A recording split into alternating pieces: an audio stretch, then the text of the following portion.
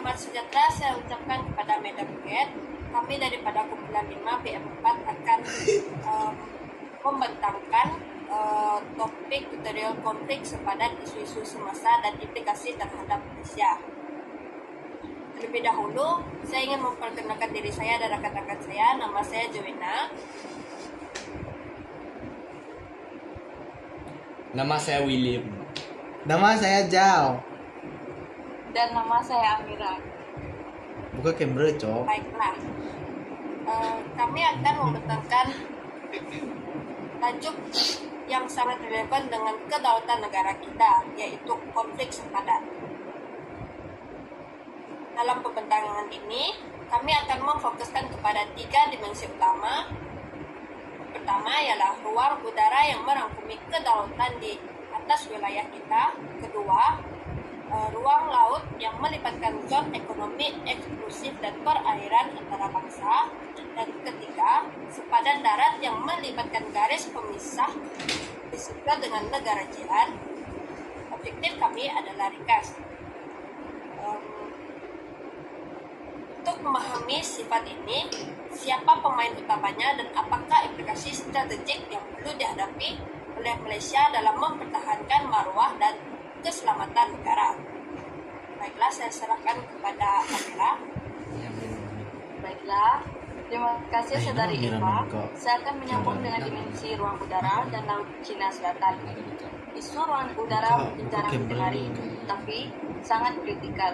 Kita sering berhadapan dengan cabaran di mana pesawat mengintai atau jet tentera asing memasuki ruang udara negara tanpa kebenaran. Perkara ini bukan sahaja melanggar kedaulatan, malah memerlukan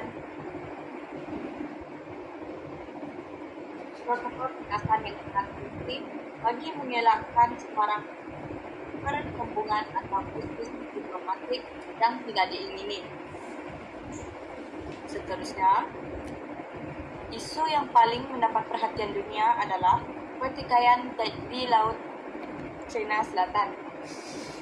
Malaysia terperangkap dalam tuntutan bertindih yang melibatkan kuasa besar seperti China serta negara rakan ASEAN yang lain seperti Vietnam, Filipina, dan Brunei.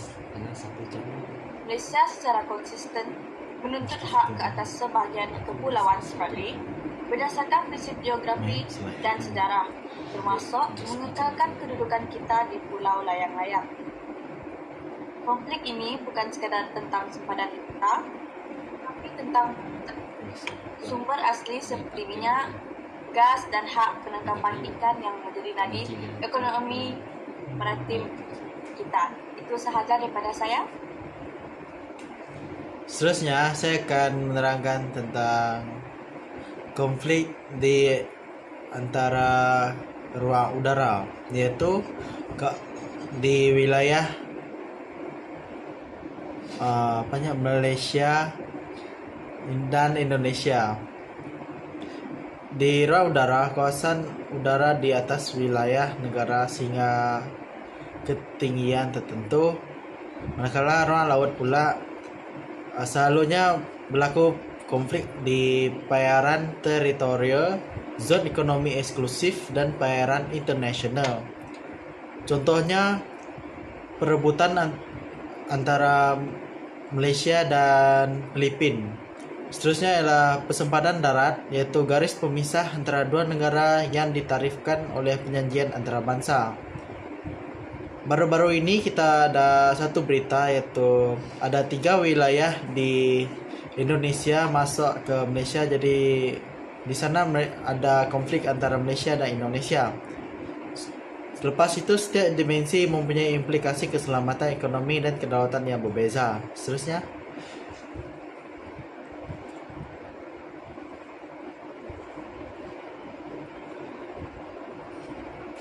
saya akan menerangkan tentang konflik di ruang udara, yaitu pelanggaran dan ketegangan.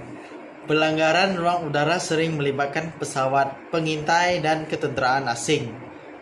Di Malaysia, Malaysia menghadapi insiden dengan pesawat dari negara jiran yang memasuki ruang udara tanpa kebenaran, dan isu utama yang sering kupas ialah pengenalpastian sempadan udara yang tepat dan protokol perjumpaan yang jelas. Fikirkan satu isu.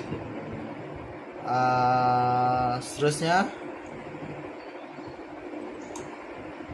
konflik di Laut China Selatan, iaitu pertikaian utama yang telah lama berlaku. Jadi, Laut China Selatan adalah salah satu kawasan paling tegang di dunia dengan pertikaian kedaulatan berbilang pihak, iaitu daripada negara China, Vietnam, Filipina, Malaysia, Brunei dan Taiwan. Pertikaian Kepulauan Spratly dan Paracel, pembinaan pulau buatan dan hak penangkapan ikan. Malaysia menuntut sebahagian daripada Kepulauan Spratly dan mempunyai kehadiran di Pulau Layang-Layang. Perkara ini mengganggu laluan perdagangan maritim dan ketidakpastian pelaburan dan persaingan sumber alam. Seterusnya saya mempersilakan William. Okey, saya akan menjelaskan tentang konflik sempadan darat. Apakah itu sempadan darat? Iaitu sempadan di atas jalan raya, di atas tanah. Okey. Malaysia mempunyai pertikaian sempadan darat dengan Thailand dan Indonesia. Pertikaian dengan Thailand ialah kawasan Kolok, Perlis dan isu-isu berkaitan penetapan sempadan yang tepat. Malaysia juga ada pertikaian dengan Indonesia di mana puan simpadan itu dengan puan Ligitan, seperti yang kita tahu. Kan kita semua ada belajar sejarah kan. Dari situlah kita tahulah.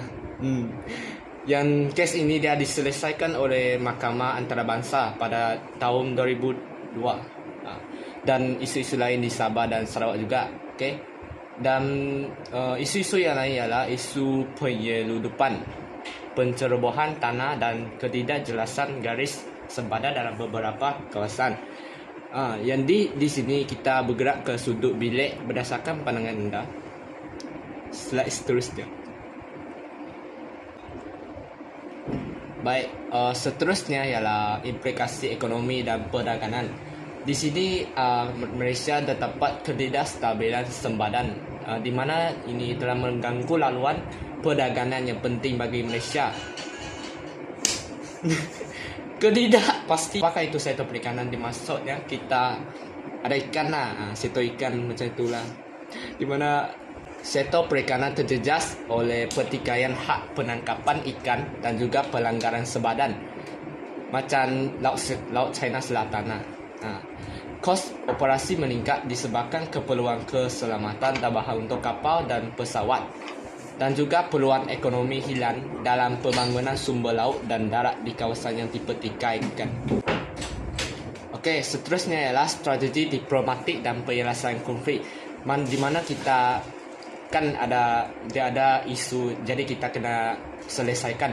Baik, Malaysia menggunakan saluran diplomatik, perjanjian dan juga forum antarabangsa untuk menyelesaikan pertikaian tersebut, seperti Pulau Ligitan dan sebagainya. Ada ASEAN dan sebagainya. Prinsip juga ialah penyelesaian aman, penghormatan undang-undang antarabangsa dan konvensien hukum laut antarabangsa, di mana cabaran ialah ketidakselarasan kepentingan, ketidakpercayaan dan kuasa geopolitik yang tidak seimbang. Slide seterusnya. Sekarang saya menjemput rakan yang seterusnya untuk membentangkan peranan ini. Baiklah, seterusnya peranan undang-undang antara bangsa dan institusi. Yang pertama, Komisi Hukum Laut Antarabangsa 1942 menyediakan kerangka undang-undang Mahkamah Antarabangsa dan Tribunal Arbitrasi memainkan peranan dalam menyelesaikan pertikaian. Misalnya, keputusan Mahkamah Antarabangsa mengenai sempadan dan ligitan pada tahun 2022 menguntungkan Malaysia. Keputusan Tribunal Arbitrasi mengenai Lautan Cina Selatan 2016 menolak tuntutan China, tapi pelaksanaan masih lemah. Sabarannya, kepatuhan negara besar terhadap keputusan mahkamah yang tidak selalu terjamin. Sebagai penutup dan refleksi dan implikasi masa depan, konflik sepadan akan terus menjadi isu penting bagi Malaysia dalam dekad mendatang. Keperluan untuk keseimbangan antara pertahanan, diplomasi, dan kerjasama ekonomi, Malaysia perlu memperkuat kedudukan melalui aliansi strategik, peningkatan kapasiti, dan penglibatan dalam forum antara bangsa.